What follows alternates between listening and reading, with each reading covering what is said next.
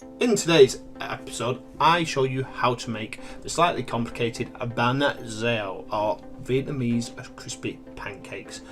So first thing we're going to do, we're going to prep our Vietnamese pancake batter, and to do that we're going to do the flour with a mixture of water and coconut milk and some finely diced spring onions. In this case I used 2.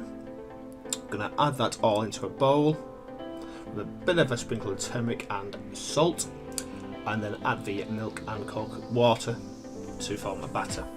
We can then leave that to rest for a couple of hours.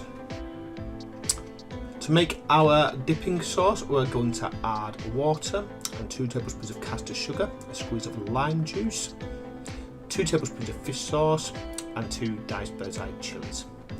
We're then going to finally slice our mushrooms,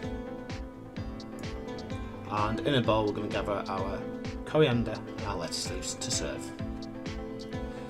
In a preheated griddle we're going to throw a tablespoon of oil before cooking through our remaining spring onions.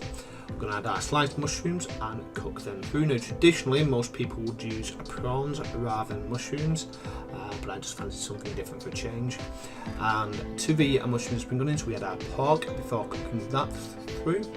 And when that is thoroughly browned and cooked, we're going to throw in our bean sprouts. Now mine were pre-cooked, so didn't need too much cooking. If they are dry, they will obviously need prepping and cooking prior to adding to the mixture. And what follows next is one of the most painful experiences I've had as a home chef, and that is cooking our pancakes. Again, it wasn't ideal. My frying pan isn't the best at the moment for cooking pancakes. So you add the 1 ladle full of your batter to the frying pan, and we cook this for a very long time until it starts to crisp at the bottom. We then add our mixture to half before covering with a lid and cooking until everything starts to crisp at the edges. At that point we're ready to flip the pancake ever so slightly. As you can see, I've not done that good a job, but it's not bad.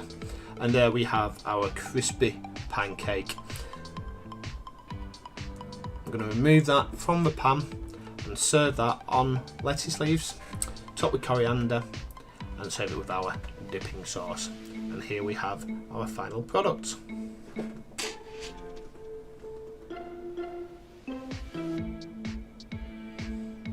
Was this worth all the effort and the painstaking method of making the pancakes? Probably not, but it was delicious, it was tasty, and it's definitely worth trying once. As per usual, thank you very much for watching. If you would like to leave a comment, please do so, or hit that like and subscribe button, or hit the notification bell in order to see when future videos are posted. As per usual, I have linked 2 videos to past recipes. Please feel free to view and enjoy. Have a good evening. Bye bye.